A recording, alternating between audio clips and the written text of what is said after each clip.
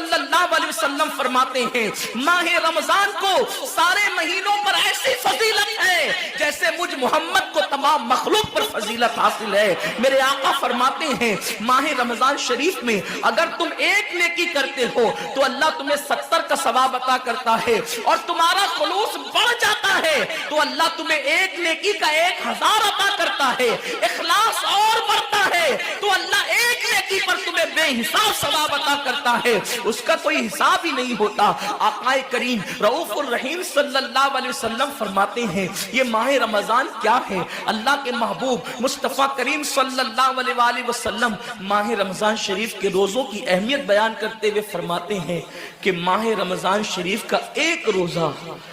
اگر کوئی چھوڑ دے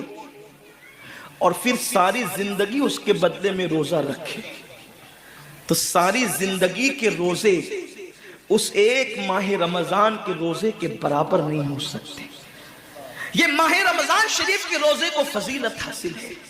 اور اللہ کے حبیب صلی اللہ علیہ وسلم فرماتے ہیں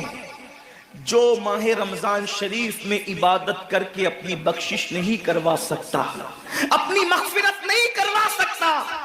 پھر اس کو کبھی موقع نہیں ملتا کہ وہ اپنی مغفرت کا سامان کرے۔ آقا کریم صلی اللہ علیہ وآلہ وسلم فرماتے ہیں کہ سال بھر تک ماہ رمضان شریف کے لیے جنت کو آراستہ کیا جاتا ہے، جنت کو سجایا جاتا ہے، جنت کو سنوارا جاتا ہے، اور آقا کریم صلی اللہ علیہ وسلم فرماتے ہیں بڑی بڑی آنکھ والی حوریں اللہ کی بارگاہ میں عرض کرتی ہے میرے کریم ہمیں ان کی دلہن بنانا جو ماہ رمضان شریف میں تیری عبادت کرتے ہیں،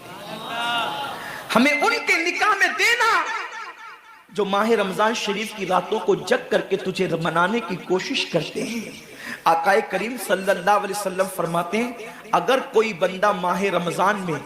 زنا سے بچے، شراب سے بچے، جھوٹ سے بچے، کسی کو تہمت لگانے سے بچے، اور ماہ رمضان شریف کا احترام کرتے ہوئے گناہوں سے بچے، تو اللہ تبارک و تعالی ہر رات کے بدلے، رمضان شریف کی ہر رات کے بدلے 100 حوروں کے ساتھ اس کا نکاح فرمائے گا۔ یعنی 30 راتیں ہیں تو 100 حوروں کے ساتھ اس کا نکاح ہوگا۔ اور آقا کریم صلی اللہ علیہ وسلم فرماتے ہیں ماہ رمضان شریف کا احترام جو کرے اور احترام ماہ رمضان میں جو لغویات اور خرافات کو ترک کر دے، جو گناہوں کو چھوڑ دے،